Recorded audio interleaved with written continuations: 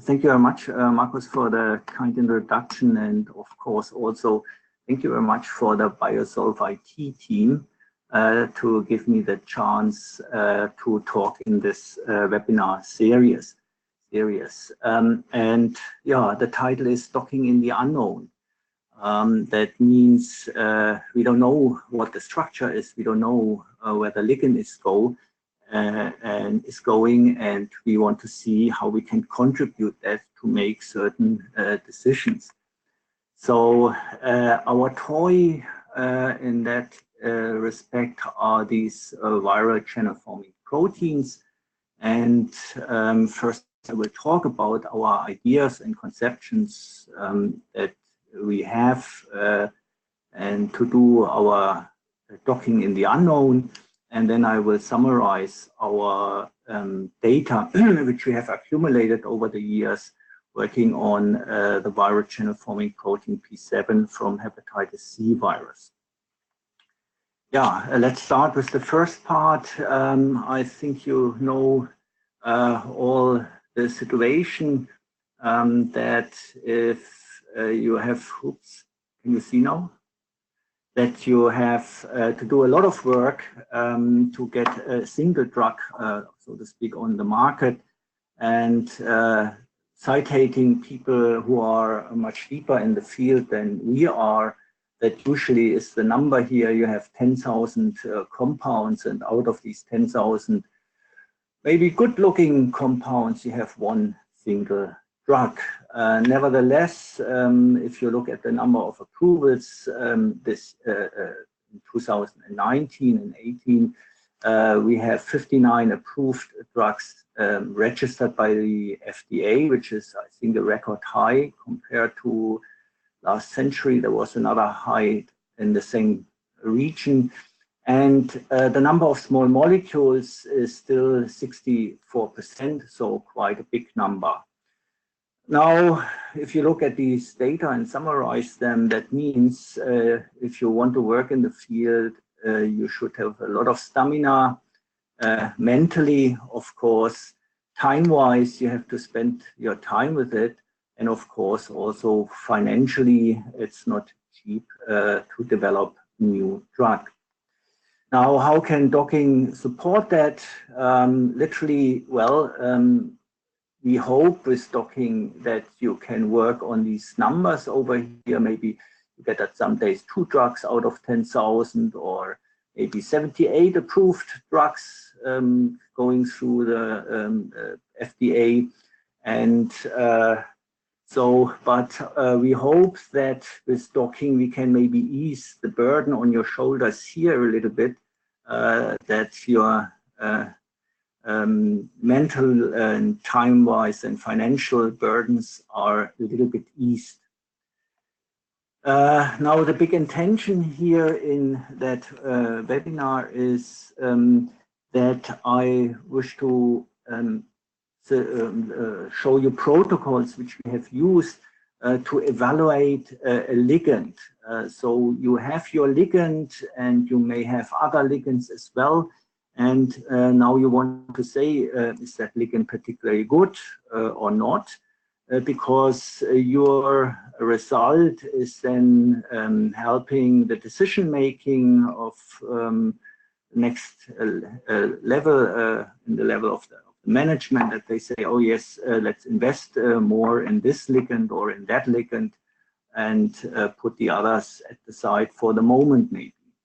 And our results are basically driven on looking at the scoring. So it's not so much on looking at particular binding site and discussing binding and optimizing of binding in more detail. So it is at this level that you have the drug, you do your docking, and then we see what we get, and maybe the protocols you will see may help to do the decision making. Let's start with the situation where you know the site. That is usually the case, and all docking is generated by the idea that you have a protein over here. I have outlined which one that is here down there. You can download that.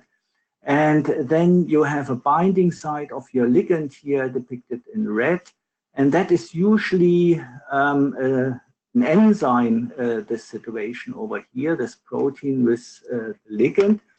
And then you do the docking, very much focused in that region, because literally you can neglect that region because maybe that is your active site, and that is not a ligand which you have done, but a ligand, a natural product which this enzyme is changing chemically. Now, where do you get the information from here? The structural information that is from your friends doing wet experiments. That may be people who are doing X-ray, NMR, and in these days, increasingly important, of course, here are electron microscopy data. Maybe in the future, there is another instrumentation, so to speak, coming up, artificial intelligence, everybody is talking about, that may be also a source of getting the information that you say my ligand maybe is in that site, and here is the region of action. Now, if you are that far, then of course you have a range of software at hand. Here, Lead IT, HIDE, CSAR, the new development from Lead IT. From Biosolve IT, you can use Autodoc. We have used that here, and MOE, that is a software which combines a lot of packages, visualization, and docking approaches. Autodoc is free for the academic world, therefore we have used it. MOE is not free, but we invest in that and pay our yearly license fee to use the software. Now, when you are using these softwares, of course, they all try to deliver an estimated delta T, the free Gibbs free energy they want to propose, and that can then be linked via this equation over here. This is the delta G maybe from the docking approach. That can be linked to the wet chemistry, because many of the wet chemists, they deliver binding constants in all kinds of ways, and then the two communities can talk to each other. Now, usually these software have scoring functions which are in one way or the other delivering the delta G. Here, like the Lead IT, which is an empirical function, or you have here using our Autodoc an extended force field based function. Extended is because there are additional terms here in addition to the standard, so to speak, terms to identify non-covalent interactions between two molecules. And then you have also software like in MOE, you are adding energy terms for all kinds of situations like hydrogen bonding, ligand bindings, and so on, and include also some distance parameters in that equation here, which makes the scoring. So what you see from that is that probably you cannot compare the data horizontally, but vertically means whenever you use one software, you can compare the data you have. If you're using several software, then of course you need to think of other ideas to compare the data to come to a conclusion. But maybe at the end you will see how we did that. So, and then what the software do is, if your protein is big, you cannot use the whole protein and let the software search on the protein space. So you look at these programs like Lead IT has a nice option to identify a central point and then generating a radius, and within that radius all the atoms of the proteins are used for doing the calculation. It also allows you to highlight particular amino acids here, and they generate a kind of region which you can use for the docking. Autodock generates kind of box-like situation around the site of interest, and MOE also allows you to identify a sequence of amino acids. So these red circles here should identify one amino acid, the next one, the next one, the next one, and so on. So according to this, you will rank your poses, and maybe eventually can also compare the data energy-wise to identify a good hit. Now, what is if the site is not known?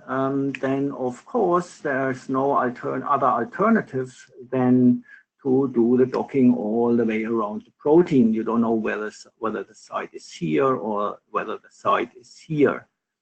So you have to do a lot of docking.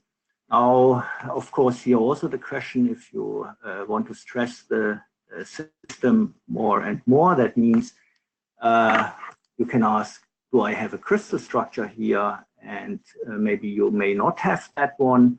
So, or maybe only a low resolution structure, or like in our case, when we started these ideas, you have no structure at all. And maybe also the region where you're looking at is not enzyme-like. That means it's not like here that you have a particular pocket and you search that space only. So you have to think that the ligand could also go at any other site. Now, focusing in on the proteins we are using, a situation like that is given when you are looking at membrane proteins. Here is already a picture of the proteins we are using in this webinar. That is P7 from hepatitis C virus, and also some poses of good sites which were identified by docking a particular ligand to this protein. So when you have that situation, what can you do?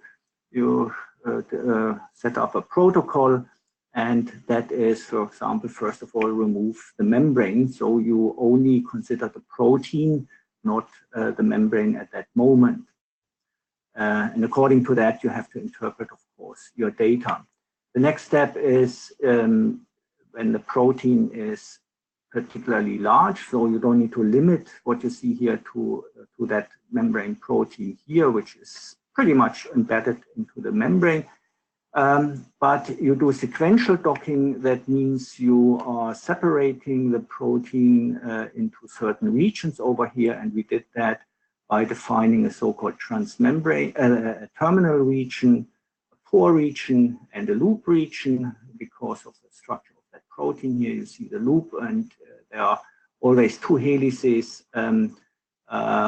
coming with one of the proteins, and you see already you have to put many of them together in order to form the functional form of that protein. Now, the region, the terminal region, is then identified or defined by clicking on amino acids in each of the softwares and making them as part of the docking situation, or like here in the central part, like we did using lead IT, you're using the spherical approach, and with this you limit the docking space and make the program working properly. So you can also add molecular dynamic simulation. What is this doing? It literally introduces a sort of protein flexibility. And when we are using molecular dynamic simulation, we're using the GROMACS package, and then usually GROMOS force fields. So with this, one can literally start, but some few words about structural details. and maybe starting with some functional details. These viral channel forming proteins, they are also called viroporins in the literature. And usually what you see here is M2, that is from influenza A. For this, the best information is so far available, what that protein is doing in the life cycle of the virus. So the virus here attaches to the lipid membrane of the cell that is outlined here. Here inside is the cytoplasm.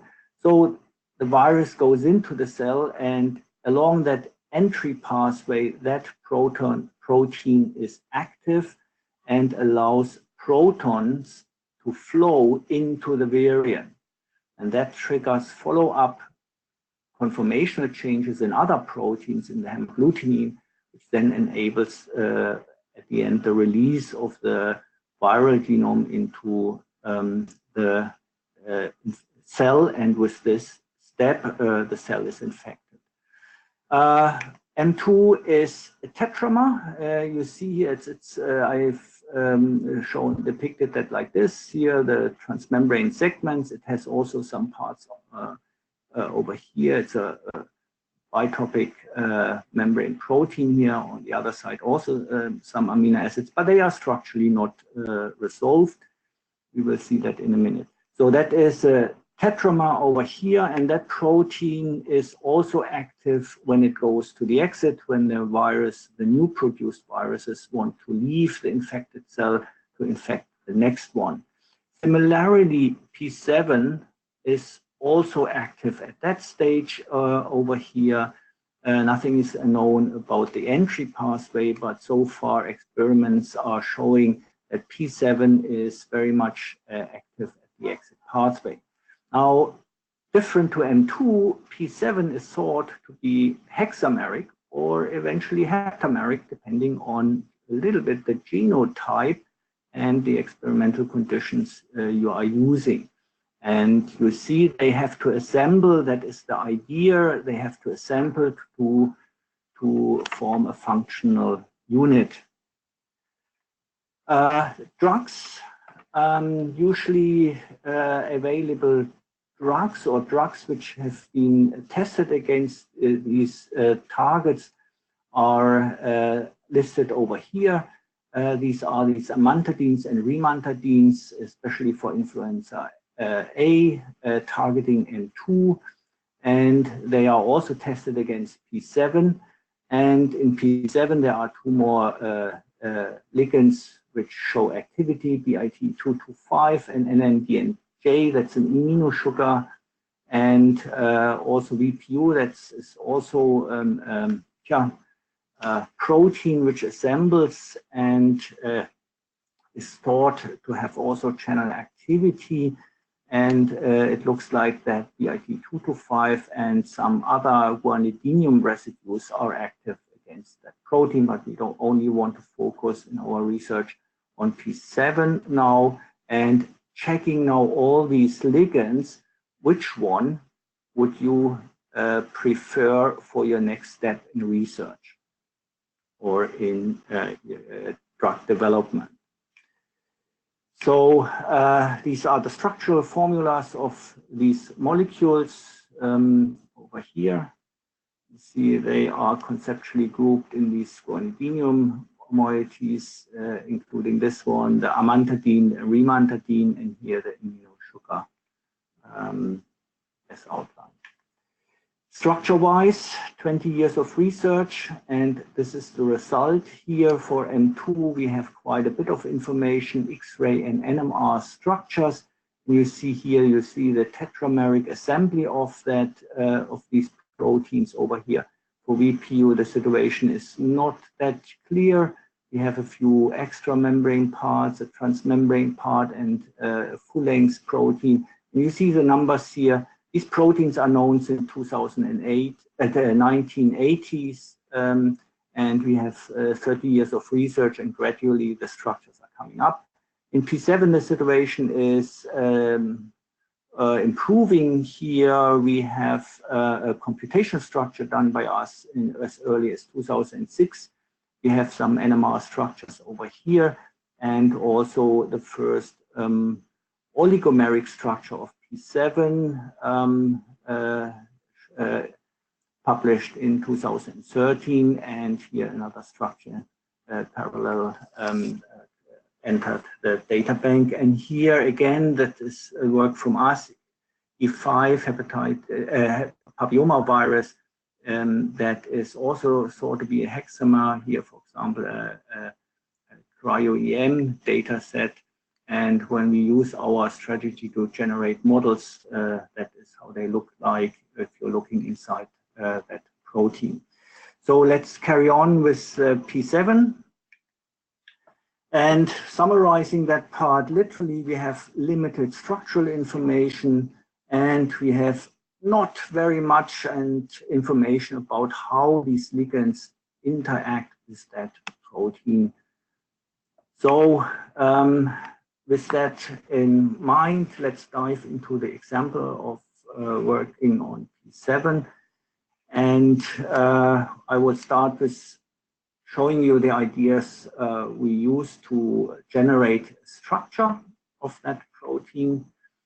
And usually if you go along that line, you have an amino acid sequence. These are given by your colleagues from the wet chemistry side.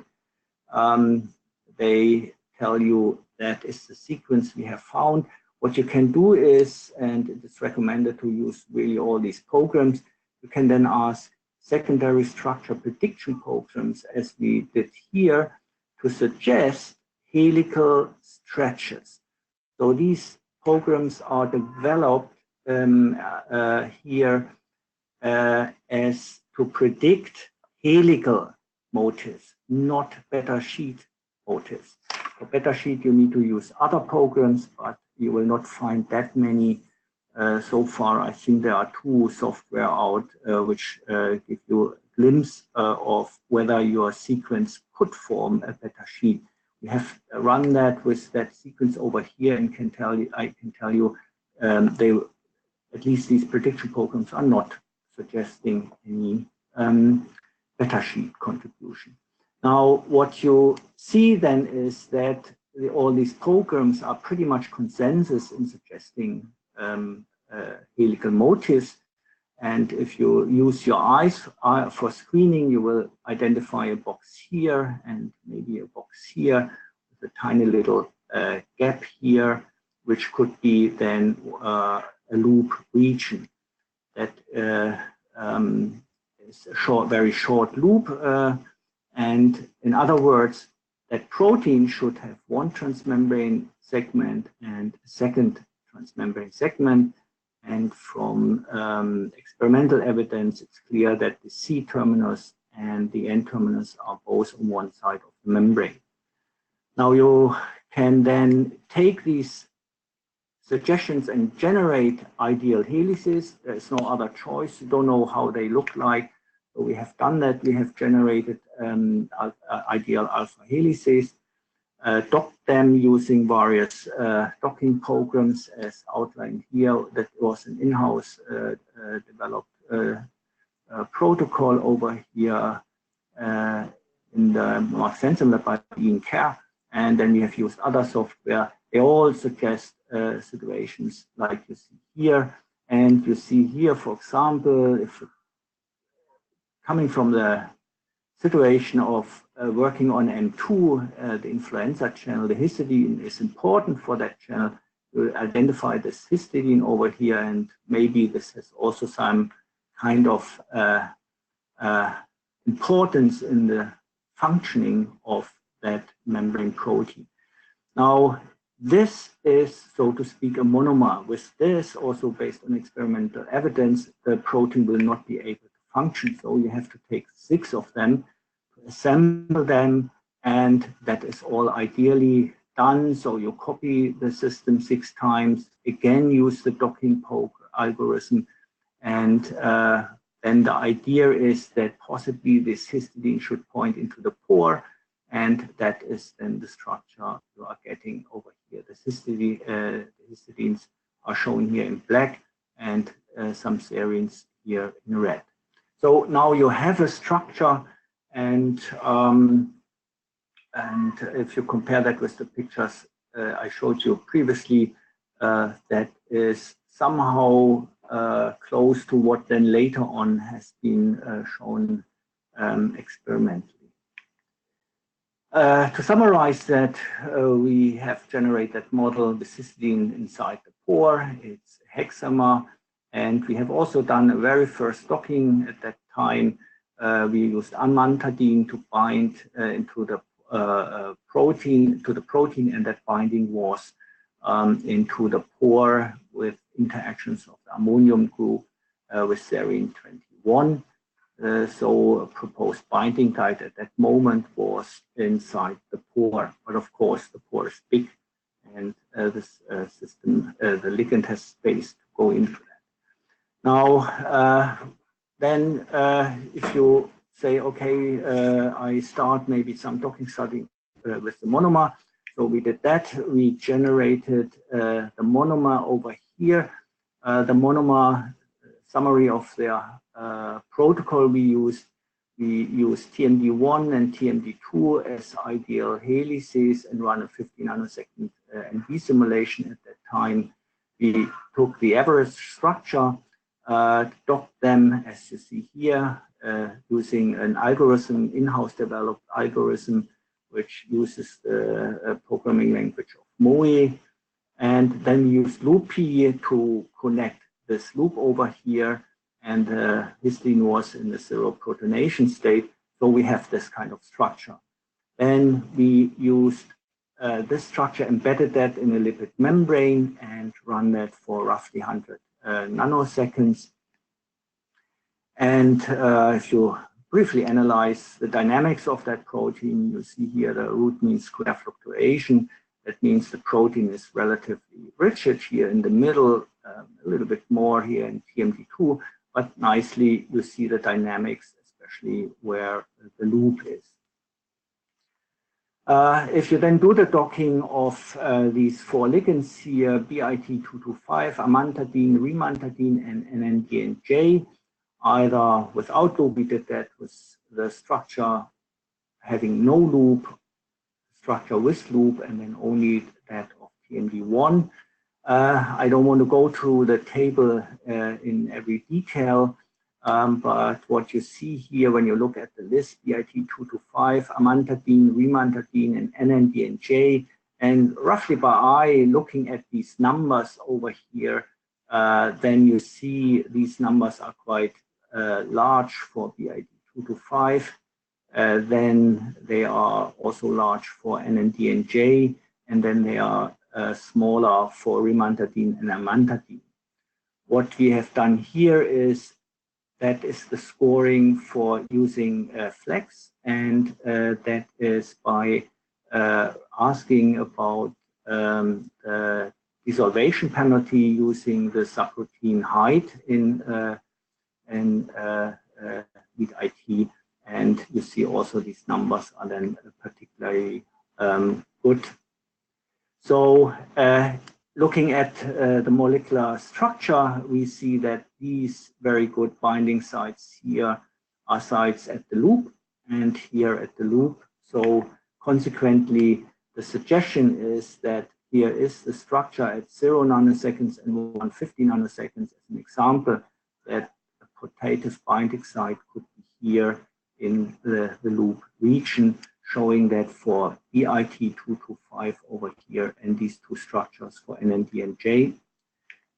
Zooming in here, that is the first best ranking structure position of the two molecules, second, and finally the third. So there are various sites involved. So zooming in, interesting is that both BIT225 and NNDNJ are interacting, having interaction with that arginine 35 over here and over here, which has some role and seems to be important for the proper functioning of that protein.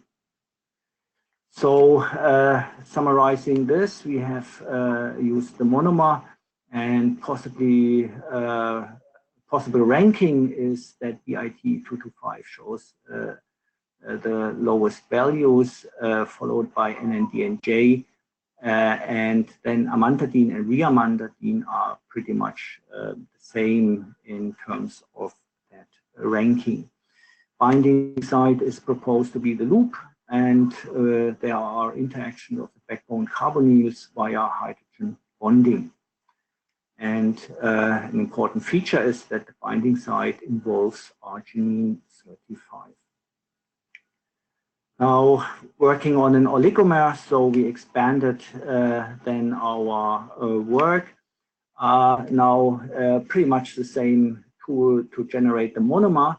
And then we added 6-copy and generated the hexamer. We run now in desimulation about 100 nanoseconds with that protein in, of course, a hydrated lipid bilayer. And then we are picking up every 10 nanoseconds a single structure. So these are 16 structures which we are looking at. And then, of course, we used the combination of choosing amino acids for docking and the sphere algorithm. Again, here we also use lead-IT. Here is the structure, the starting structure. When you generated that protein is looking like this. You see here the 1, 2, 3, 4, 5, 6 monomers. The inside allows for a reasonable space. Over here, you see in red the histidine. In green are some phenylalanines and highlighted over here, and also some tyrosines in blue. And you see, of course, this structure does not remain like that. It seems to collapse in a certain way over here. And yeah, you can interpret that this may also happen in vivo.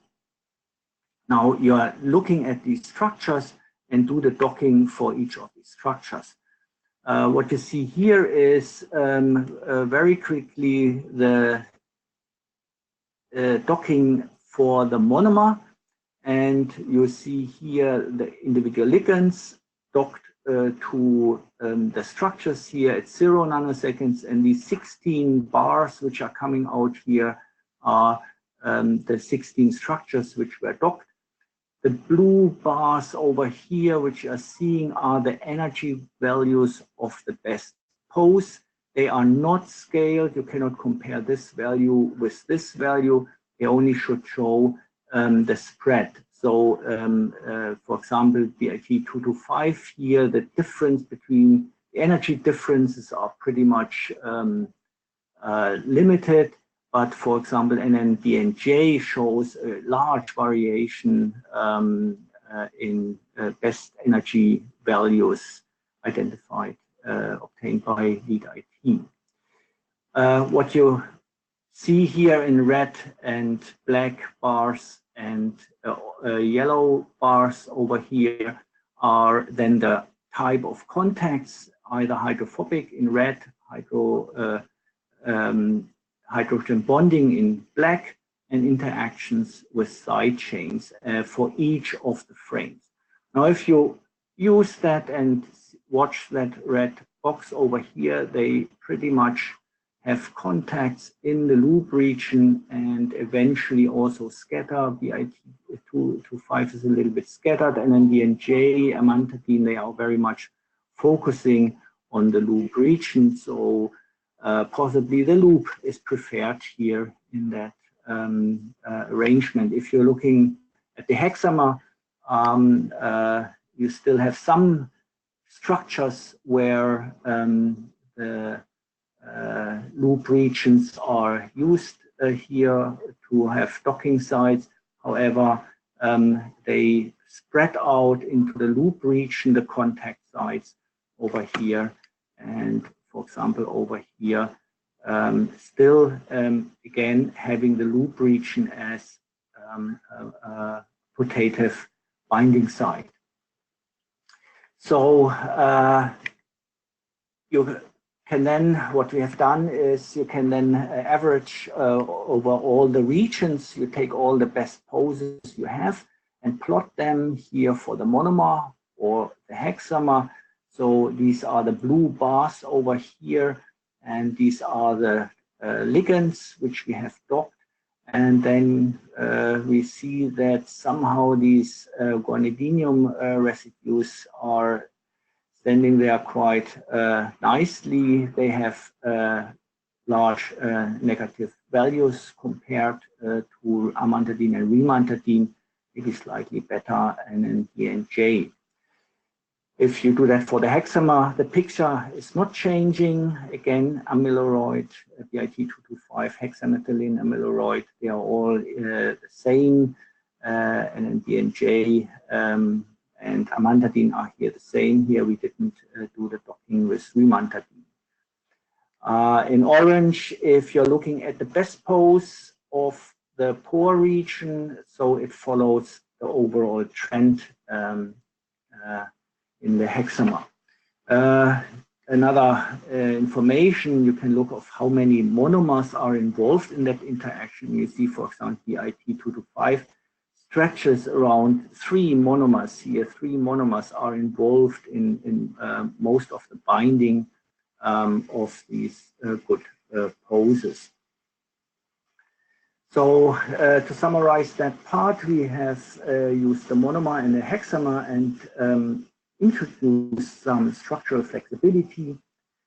The proposal at this moment is then that the guanidinium-based ligands are possibly preferred over the aminosugars in adamantans.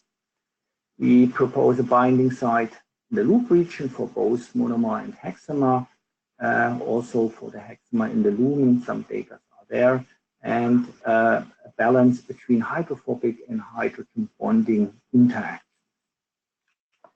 Now, carrying on with the oligomer, we have introduced structural plasticity because there are now different styles of structures out.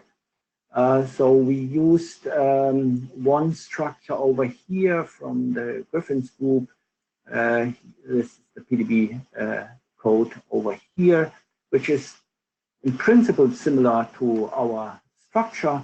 We had, but the information available is only for a monomeric unit of that protein. So we copied that 6 times and generated a hexamer.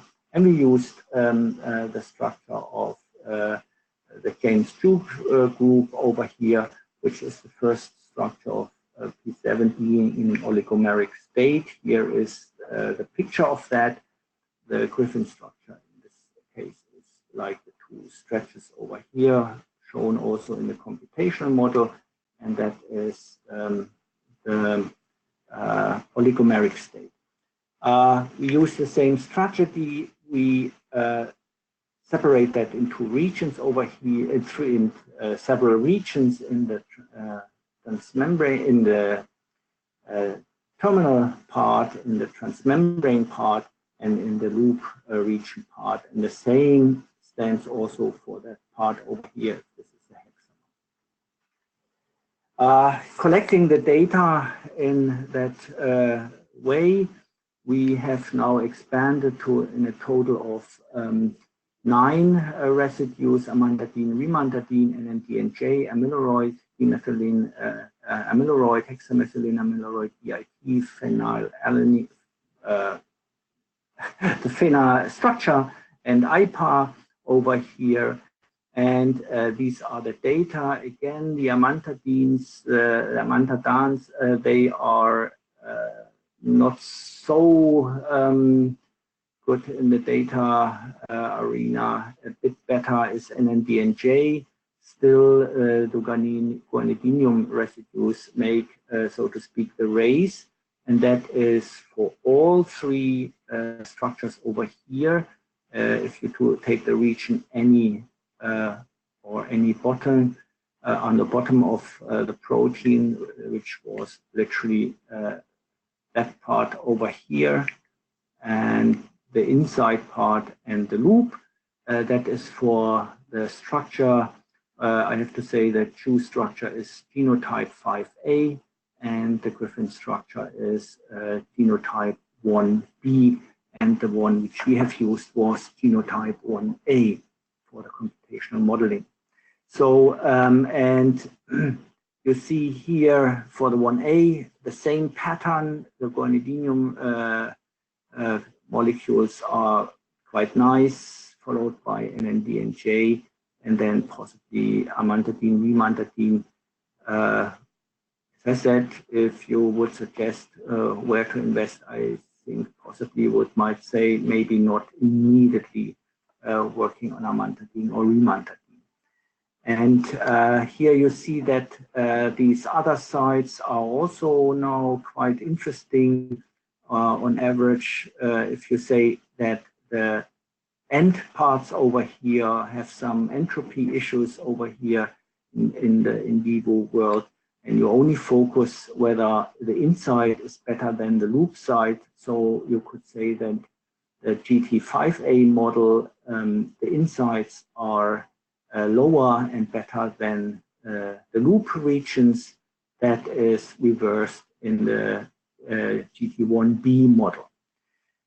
If you now use the tool height to rescore or to rescore all your poses, and then collect only the best height poses, as you see here, then the pattern looks slightly different. So now suddenly NND and J makes a good stand over here, whereas the guanidinium residues are slightly less in the 5A structure. In the 1B structure, still the guanidinium parts here, BIT2 to 5 has a good stand over here, has the best values, but now amantadine, rimantadine, and here NND and J should not be neglected. So just by looking at this in this case, in the region which we called in that paper any, NND and J is the best, followed by these other residues here. In the loop region, the best is hexamethylene amyloid, and in the inside poses, the inside regions, the best poses are here found by or screened by NND and J by the immunosugar. In the 1B structure, it's BIT2 to 5, and that any or bottom structure. NND and J and BIT2 to 5 are pretty much the same, and DMA in the inside pose. So that is the summary for here. Hexamer, we have used experimental structures and manipulated them computationally. Parts of that we have also used MD simulation and included flexibility. 9 compounds are screened. Binding sites for the genotype 1B could be also the loop region for 5A within the pore and pockets in the outside of the bundle. Doing the docking with lead IT makes the guanidinium compounds preferable over adamantans and immunosugar, and if you're using the height one, that picture is slightly reversed. So now the guanidinium compounds are not so much different from the adamantans and immunosugars. According to height, all these binders are moderate in their binding energies. Now, finally, the last point is we use an oligomer and now adding more software. Now we are using monomer and an oligomer, and here also plasticity, because it was also proposed that P7 could exist as an heptamer. So let's see if you have that additional information. Does this change the picture? And we also used 4 different docking software. Here is the result. We used MOE, Lead IT, Autodoc, and to together with lead IT hide docking software. And this is the picture. There is, at this stage, MOE, you need to be very carefully looking at the data to find difference over here. You could say preferred are maybe the guanidinium molecules, and then DNJ also looks in some terms quite nicely, and amantadine is maybe on the weakest side. You see here error bars that comes on averaging throughout the average over all the regions. If there's no error bar, there is only one value available. Autodoc here very strongly discriminates between the guanidinium residues and the amantadines and the amino sugars over here. And you see here peeking out BIT 225. Doing lead IT, it also, as we have seen now in all the slides before, the guanidinium moieties and not so much the amantadines and NNDNJ. However, hide then puts the NNDNJ here back into the game, and still some optimism here for the other compounds. If you then look at decoys, if you want to evaluate the positions you have found, we did that running 324 decoys on each of the positions. We got them from the same database, and if you're calculating then the receiver operating characteristic and the area under the curve, then you see that all programs show that the inside and loop regions are pretty much specific docking sites for these ligands. Now, since you cannot compare them horizontally because they all have different scoring function, so we tried another route to maybe get a clue. So what you see here, we have MOE, Autodoc, lead IT, hide, and here all the ligands, and then we gave them grades like at school. So we identify whether, for example, MOE has a good ranking molecule here in the inside, or is the number, for example, for NND and NJ better here? And yes, so this is the best side. So if you compare all the inside modes, this is the lowest value, it gets the grade 1. This is the second lowest. It's Benza, and here BIT 225 is the third ranking. So you do that for all the poses and inside the loop poses and the terminal side. You do that for Autodoc, for lead IT and hide. And you can calculate the number of hits. So how often is it in the inside?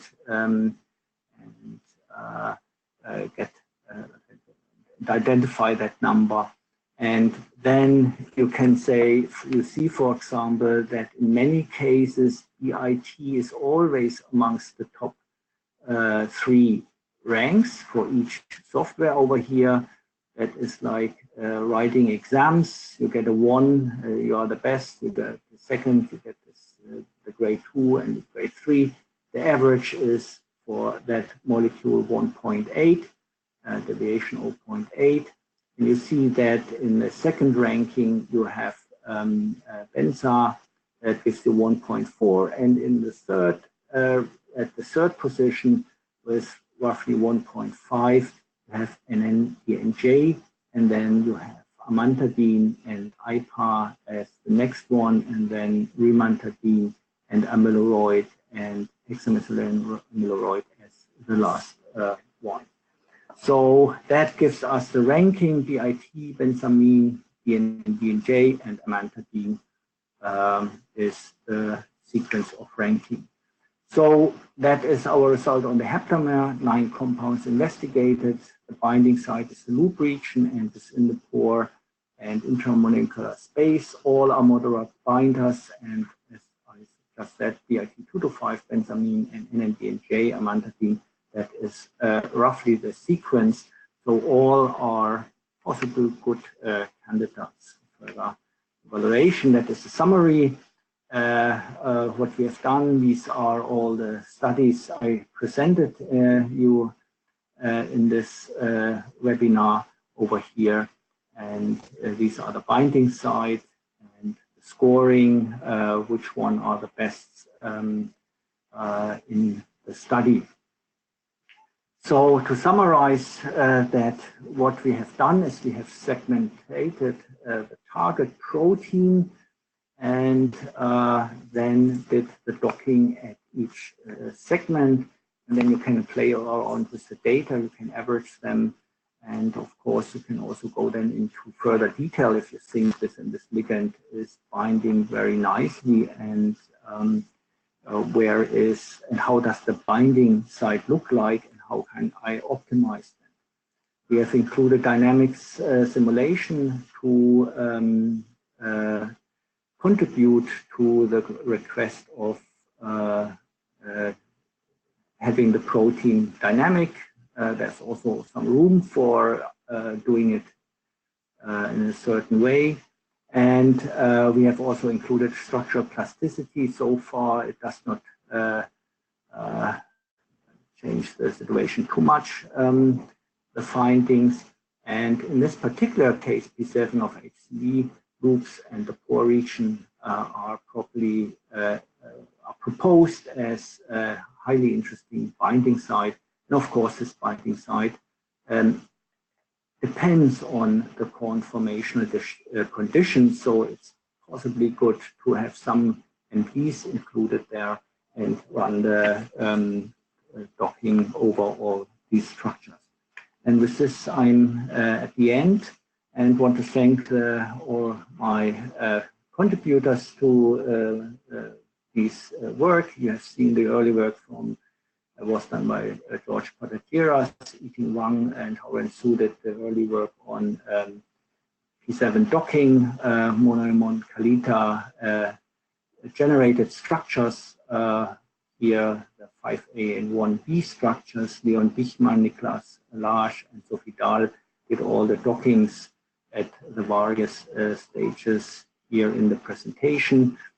Steve Griffins gave us his structure, and James Chu as well. Thanks to Biosolve IT, of course, for providing us the software throughout all these years. Financial support has come from most, in the most cases, and we also thank the National Center for High Performing Computing in Hsinchu in Taiwan for allowing us to do all the computational parts on the molecular dynamics simulation and also the computational docking part.